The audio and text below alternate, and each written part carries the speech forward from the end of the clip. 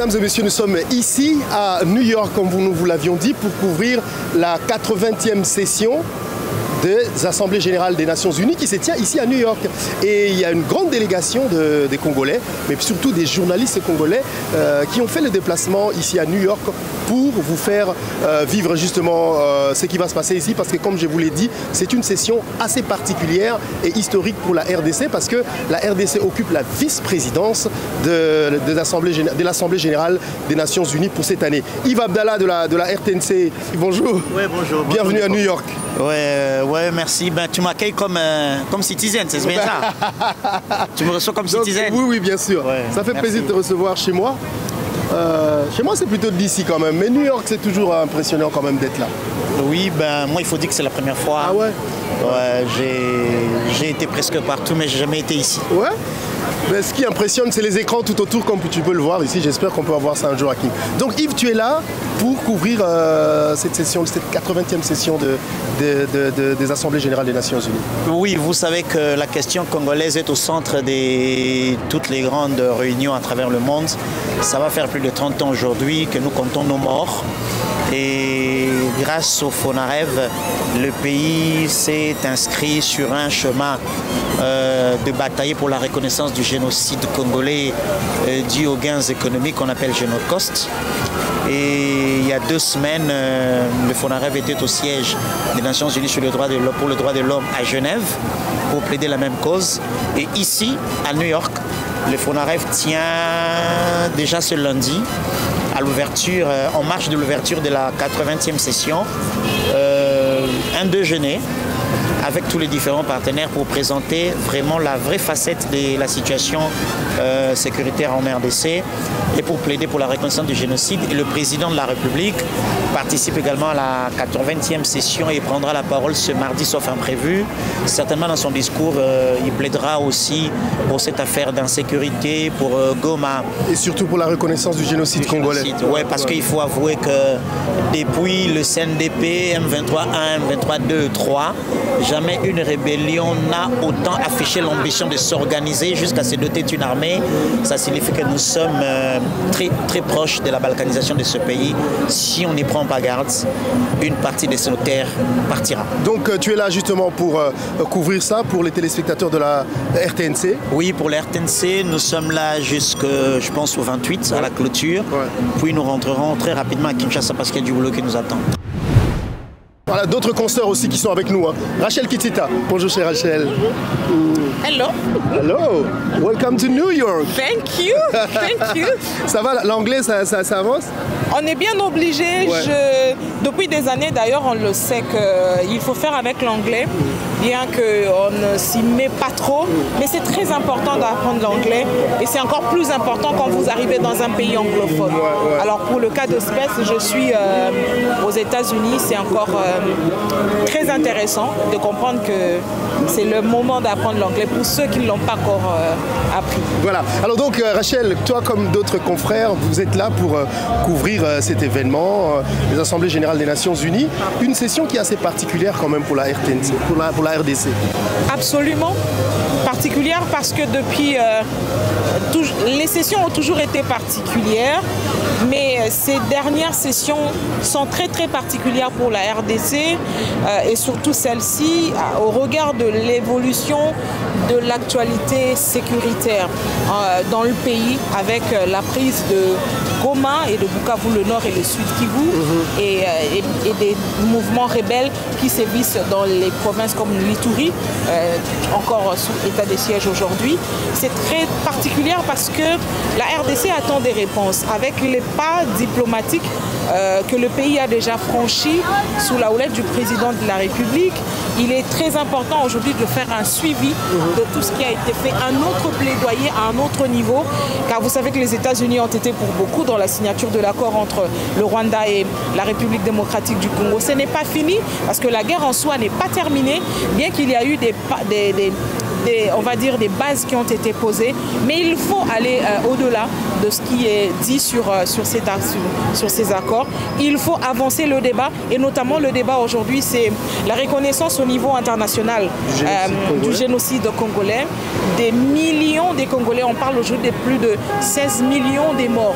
Le génocide au Congo a véritablement eu lieu, et du coup il faudrait cette reconnaissance internationale. Et le président de la République en tête porte donc ce plaidoyer pour que ce génocide soit reconnu à travers les Nations Unies. D'ailleurs, vous le savez aussi que déjà de demain, avant son grand oral, avant le 23 où il va s'exprimer dans l'après-midi devant ses pairs à la tribune des Nations Unies, le président de la République va obtenir une grande activité avec le FONAREV, le Fonds de réparation des victimes. Voilà, c'est pourquoi nous sommes ici, pas forcément par plaisir, mais parce qu'il faut aller aussi récolter l'info à la source. Parce que vous savez que parfois des journalistes tirent le verre du nez des politiciens. Alors, de temps en temps, il faudrait suivre l'évolution pour avoir l'info à la source et savoir quoi dire à l'opinion congolaise qui nous suit à Kinshasa et qui nous suit à travers le monde. En tout cas, ça fait plaisir, même si ça fait quand même plaisir aussi d'être là à New York et surtout à Times Square pour voir tout ça. En tout cas, ce n'est pas la première fois pour moi. Moi, ça fait toujours plaisir quand je reviens ici. C'est pas la première fois, mais ça fait toujours un grand plaisir. Ouais. J'ai été pour la première fois aux États-Unis grâce au département d'État américain. J'ai été invité IVLP, invité international, visiteur international. Mais ça fait toujours un boum au cœur de venir et de voir ce qu'on fait, ce que font les autres de leur pays, l'amour que témoignent et le décideur et les citoyens envers leur pays, puisque nous voulons un pays Congo évolué, Congo développé, et il faudra toujours venir puiser, pas forcément pour voir, tirer l'intelligence qui est mise ici pour que ces pays avancent, pour que nous aussi, à notre tour, nous fassons de même. Bien que ça tarde un tout petit peu chez nous, mais je crois que plutôt que de venir toujours ici, il y a possibilité de faire un Times Square à Matadi, d'en faire à Goma, d'en faire à ici. Moi, tu sais, je rêve toujours de ces Times Square à Matongé, à la place des artistes, où il y a des écrans un peu partout. J'espère que ça peut se faire un jour. Moi, par contre, j'aimerais un Times Square à Kouango, dans ma province, parce que c'est une province très négligée, et d'ailleurs, où même les membres du gouvernement ne vont pas très souvent là-bas, parce que, vous voyez, mais en tout cas, on voudrait de ça, des diminutifs des Times Square un peu partout, à travers le Congo, pour que finalement on attire des visiteurs. Et un pays qui est visité, c'est un pays qui fait rentrer de l'argent, parce que tous ceux qui viennent ici, c'est de l'argent qui entre dans le trésor public. Le tourisme, ouais. Merci beaucoup, Rachel. On se voit tout à l'heure. On va se croiser sûrement dans beaucoup d'autres activités. Alors, Virginie Lofembe est aussi là. Chère Virginie, tu sais que c'est toujours un plaisir de te voir. Et te voir à New York, ça fait vraiment boum au cœur. Non, le plaisir est partagé, Marius. Ne t'inquiète. Ça va, Virginie? Mais toi, tu fais partie de la délégation de la RTNC qui est ici pour couvrir ce moment assez particulier quand même. Non, en fait, ce qu'il y a à préciser, c'est vrai qu'il y a une forte délégation de la RTNC qui est là pour cet événement. Mais à côté de là, justement, il y a ce programme du gouvernement central qui appuie justement l'éveil patriotique. Là, je suis avec Yves pour le compte de Congolais Téléma. Ok. Donc vous êtes les animateurs. Ouais, en tout cas, on est les grands animateurs de cette rubrique qui a pris corps depuis à peu près 6 mois aujourd'hui pour rappeler au Congo, aux Congolais, que nous sommes tous, que nous avons seulement un seul pays et il faut se battre, il faut pas se taire en fait. Il faut parler de tout ce qu'il y a parce que bon, ça fait 30 ans, c'est vrai, mais avec plusieurs plaidoyers au niveau des Nations Unies, ça va déjà, les sanctions, la voix de la RDC est entendue et évidemment ils sont venus, ils ont vu, ils ont constaté, tous les massacres sont documentés et je crois que nous tendons lentement, sûrement vers le retour d'une paix définitive. Voilà, la paix justement, il en sera question au Conseil de sécurité des Nations Unies pour la RDC. Et cette année, la RDC occupe la vice-présidence de cette assemblée. C'est un moment quand même assez particulier. On se retrouvera sûrement ici et là sur des plateaux pour en parler. Ça c'est sûr parce que si nous sommes la voix des sans voix, de nos frères et sœurs qui sont au niveau des territoires occupés. Ils doivent comprendre qu'à travers nos différents messages, que nous ne les oublions pas et que nous sommes de cœur avec eux. Et ils sont congolais comme nous et on doit se battre pour l'intégrité territoriale et surtout que la souveraineté de la RDC ne soit pas piétinée. C'est ça le grand message. Merci beaucoup Virginie, on te retrouve tout à l'heure sur la RTNC. Ouais. Merci beaucoup. Alors entre-temps, vous savez, donc je vous l'ai dit, Kinshasa Télévision va créer un plateau spécial où nous allons recevoir tous les acteurs qui sont venus tout autour, en marge de l'Assemblée Générale des Nations Unies pour discuter avec eux de différents thèmes, notamment de la paix, la sécurité à l'est de la RDC, du génocide congolais pour lequel la FONAREV est en train de se battre pour vulgariser ce message, mais aussi on parlera business avec des forums, des business qui se tiennent ici et là en marge de l'Assemblée Générale des Nations Unies. Donc restez branchés, abonnez-vous à toutes les pages de Kinshasa Télévision. Et pour finir, nous disons un grand merci à mon habilleur Ben Vestito qui m'habille et un grand merci à Socam Esperel pour son soutien à ces interviews que nous allons réaliser ici à New York. Merci beaucoup à Dadi Balawe et à Junior Makolo qui sont derrière la caméra et qui assurent la réalisation de ces émissions ici à partir de New York. C'était donc Marius Muhunga depuis Times Square, Manhattan, New York.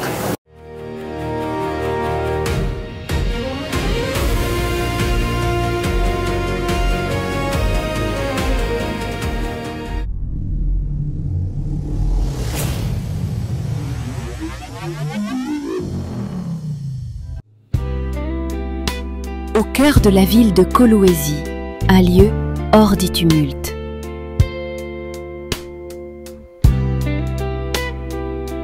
Où chaque instant se savoure et chaque plat se raconte. Ici, la passion se glisse dans chaque geste. Les saveurs naissent entre les mains d'artisans du goût. Et le raffinement devient une expérience. Un cocktail, une note de musique, un regard complice. La Villa Maël, c'est plus qu'un restaurant. C'est une invitation à ressentir. Notre adresse, Centre commercial La Joie, 6015, route de Likassi à Kolwezi. La Villa Maël. L'art culinaire, saveur envoûtante.